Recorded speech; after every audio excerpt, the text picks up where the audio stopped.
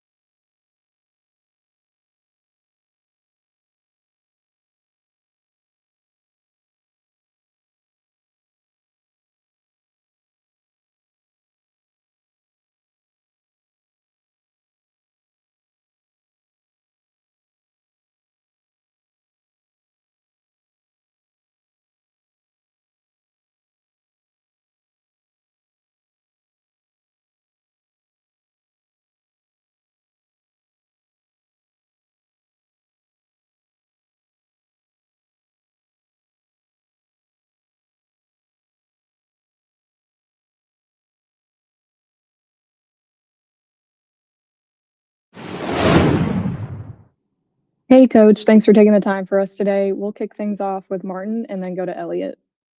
Hey, Nick. Devontae was talking in the locker room how at like halftime he was going around to everyone saying that deep ball was there and everything.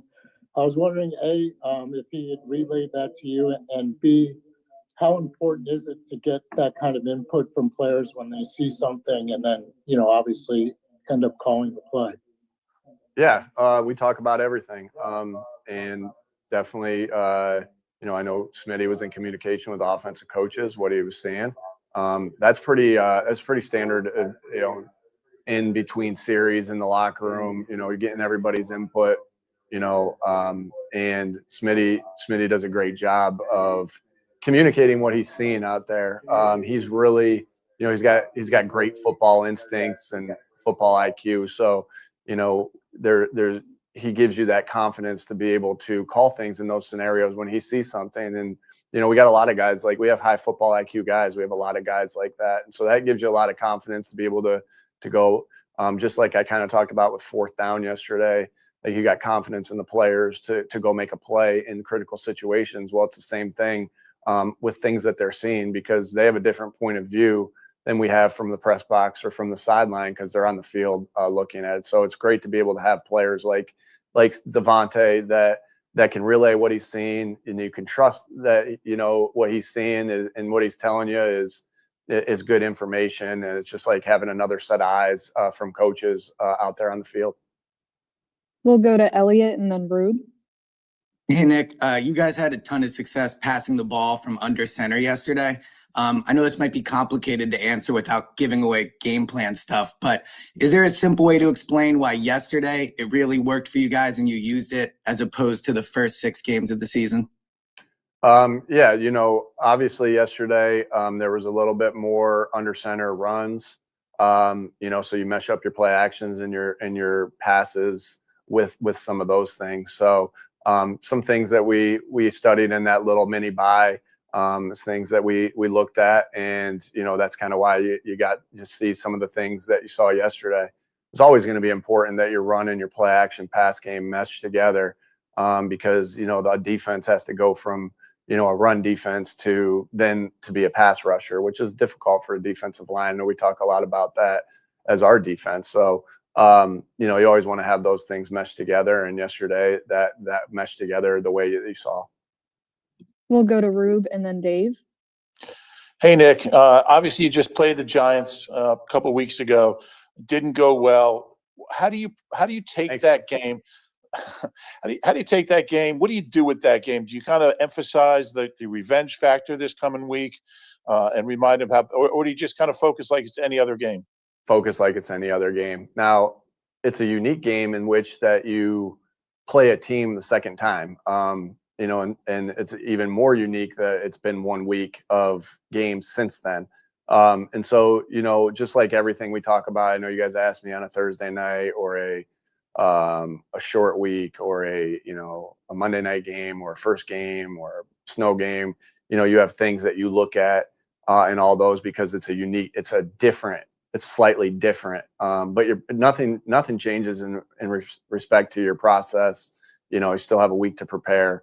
All the things, business as usual. But we'll have some things that we look at as coaches, knowing that we just played them, and we know that they will as well. We'll go to Dave and then Tim. Nick, whose idea was it to add the outside backers to the catch circuit? And how often do you make changes like that to a practice week? Yeah, I don't think it's necessary to say it's this person's idea or that person's idea. We're not looking for credit. We're looking for contribution. And that's what we try to preach to the entire team is, contribution over credit. And, we know how important fundamentals are.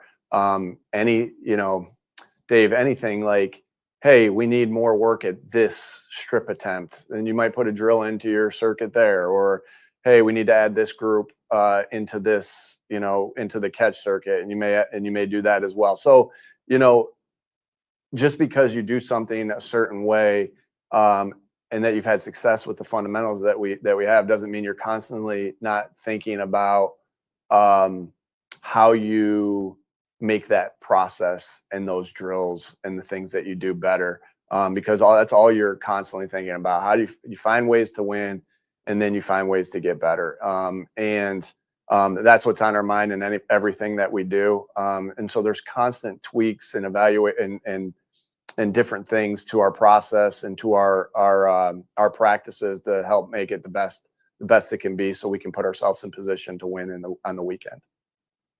We'll go to Tim and then John. Nick, we saw how Jaylen responded to a couple losses in a row there with his performance on the field, and then as he's walking off the field, he had the comment like, "We're not losers anymore." What have you kind of learned about his response to when you guys do go through, whether it's one game or two games of losing, and sort of like his relationship to that, and that helps us understand sort of how he's wired. Yeah, hyper competitive guy. You love that. Wants to win. A lot of people want to win, but are they willing to do the things that winning requires? And I think that's what you get with Jaylen. He wants to win in the worst way, and he's willing to do anything and everything that winning requires. Always that path to the locker room is always an emotional time too. I don't think he can put too much stock into what we say into that. Probably have to get you guys out of that area so we can just walk freely into there and say what's on our mind at that particular case, because it's such an emotional game. But yeah, the easiest way to sum that up, Tim, is that he's just, will do everything, wants to win in the worst way, and will do everything that winning requires, which is a lot throughout the week. We'll go to John and then Jeff McClain.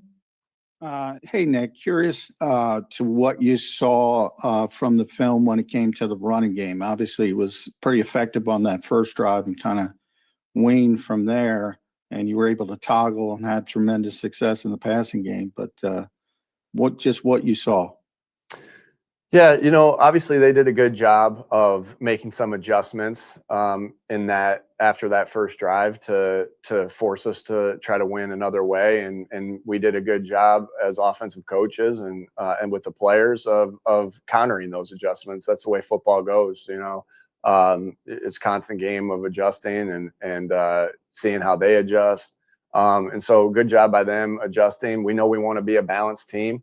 But we really don't care how it looks. We'll do whatever we need to do to win each and every game, and then find ways to get better from there. And so, I encourage you guys just to focus on that. Like, focus on everything you can do to win, and focus on everything you can do to get better. And kind of, understand that's how football goes. That you got to have multiple ways to win. And great. So great job by our team and our offense to get it going a different way. But we still obviously want to be a balanced attack on offense. We'll go to McClain and then Bo. McClain, Nick, Howie makes a lot. You guys have had a lot of trades already. This. You didn't like that you went with your last name? No, I thought I liked it. Yeah. Okay. There's multiple Jeffs now. Nick, you guys have already had a lot of trades in the off season, and then training camp and in season. And Howie obviously trades more than any other GM in the league. Having been a position coach or coordinator, now that you're head coach, how do you deal with the conversations that need to take place with your assistants, and then how that filters down to the other players of how the trades affect them and playing time and Sure. and all that goes into that? Well, first, McClain, No, well, yeah, I think it's important that you always have constant communication with your guys, on every front, because it takes everybody. And I think back to when you draft a guy high. I think back to, when we drafted Jonathan Taylor in Indy. First call we make is obviously to Jonathan to tell him we drafted him, but then the next one's to Marlon Mack to let him know, that, there's always constant competition, just reminding them of the core values. There's always constant competition. Best guys will play. It doesn't mean you're any less important to this football team. I think it's always because it takes everybody, and it's going to take everybody. And so I think the constant communication with your guys is always really important there. I think Howie and I do a good job of just communicating the vision for the guys and this and that, and how we may use them. I think that's always an important factor of it as well. But I think, when you're dealing with players, you're dealing with the position coaches, it always comes down to the communication and still understanding that regardless of what happens, everybody's needed. Everybody's contribution is needed, and that we'll need everybody to achieve the goals that we want to achieve. We'll need everybody involved. That doesn't mean everybody, has to like it, but I think the most important thing is that you're always open and honest and communicating. Excuse me. We'll go to Bo and then Christian. I thought you were going to go Wolf for sure. Nick, end of the first half when Jaylen takes the sack, 3rd and 13 with a little over 20 seconds left. How come no timeout and just head to the locker room? Yeah. In that particular case, we have times, we have different variations of what we do on 2 minute, of how we attack. And that was a time right there where 3rd and 13, you have a timeout, you have 2 timeouts. But in that particular case, it was time to let that drive end and go to the locker room. 3rd and 13 is not a guarantee. Obviously, I believe in our team and believe in our guys at all costs, but you also got to play smart. And 3rd and 13 in that situation where you're not into a guaranteed, hey, I'm getting points if I convert this 3rd and 13. I'm still going to have work to do once I do get this 3rd and 13. The risks kind of outweigh the potential benefits from it. And at that point, you don't get it, and then you have to punt. They can, in that scenario, I know what we would do in punt, return in that scenario. And at that particular case, we played that exactly how I wanted to. Obviously, I wanted to go and get points, which is why you saw the drive go as it was. But once we did take the sack in that particular case, we played that how I wanted to play that. I have no regrets there. And are you also factoring in how you were playing on offense at the time, as opposed to just everything's always taken into account. Everything's always taken into account. So, but yeah, we have our stipulations, and with pretty much every scenario you could possibly imagine. But within all those situations, you take account everything that's going on in the game and how you and your past experiences, to be quite honest with you. Thank you. We'll go to Christian and then Bob Brookover. Hey, Nick, you guys obviously made the most of your mini bye, and you got Jaylen under center, as you alluded to earlier. I was wondering if Cam's injury had anything to do with, was he under center more after that because of the injury? And just what you thought of him being under center, how comfortable he looked, and how comfortable he looked throwing the ball over the middle. And how that worked with the play action. Even though you guys weren't gaining a lot with Saquon running, you still committed to running, and how that played into the play action success. Yeah, again, you go into a game and you're always thinking about the players that you have. We have a lot of faith and confidence in Brett Toth. That's why he was in there. And so nothing really changed when Brett got in the game because of Brett does such a good job of preparing like a starter, and he's always ready when called upon. I thought obviously Jaylen played, if you have a perfect quarterback rating, you obviously played a really good game. And Jaylen did, he played awesome. He played really awesome. And, but when you have a perfect quarterback rating, it's a team that really may be a Jaylen stat, but that's a team stat. It took, it took great protection, which we had really good protection against a really good front all day.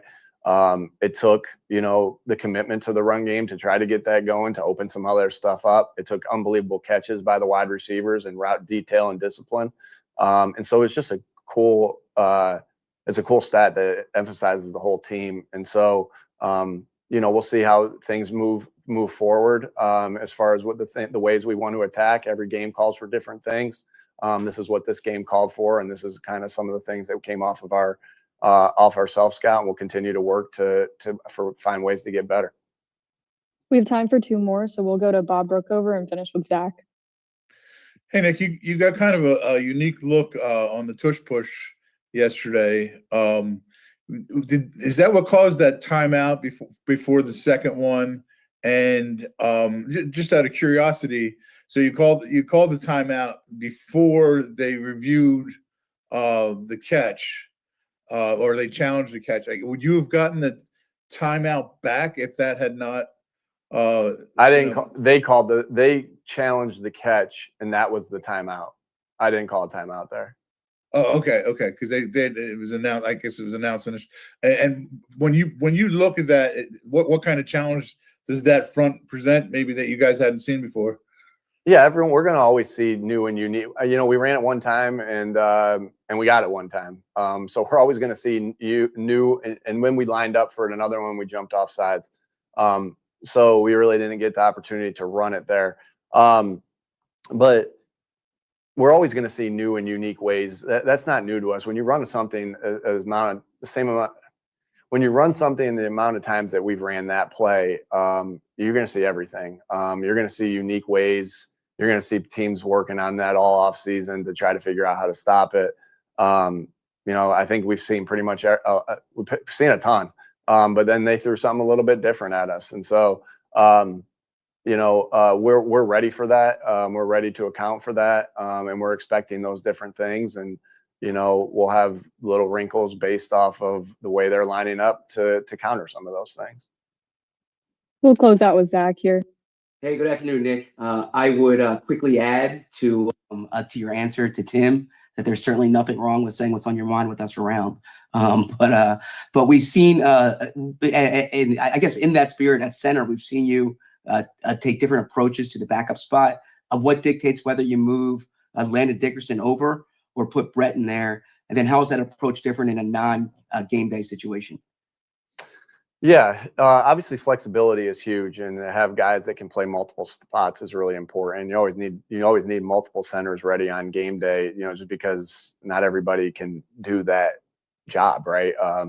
And so, again, you decide what's best in that moment. Is it Landon there, and Brett in for Landon, or do you just have one change there? I think the end of the day, what helps you make those decisions is your trust in the guys that are ready to step in. We've had, this game produces so many moments where guys are called upon that maybe you didn't think would be called upon. They're in uniform, they're ready to be called upon, but you didn't, you think about it, but you don't necessarily know what's going to happen. And we've had so many good contributions. One of the coolest pictures I have from last year is, it wasn't just the 5 offensive linemen holding up Saquon after he rushed for 2,000 yards. It was everybody that made that happen. And it wasn't just those 5 guys. It was a bunch of offensive linemen that stepped in and made plays. And it was everybody on the offense, to be quite honest, but it was a special moment between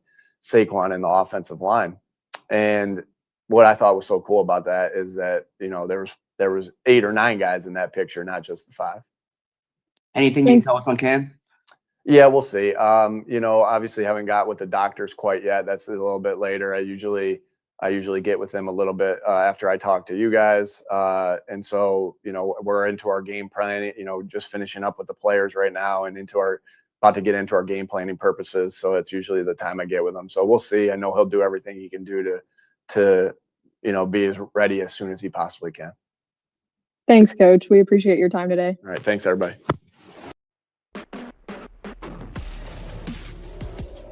Nick Sirianni Live, presented by Premier Orthopedics.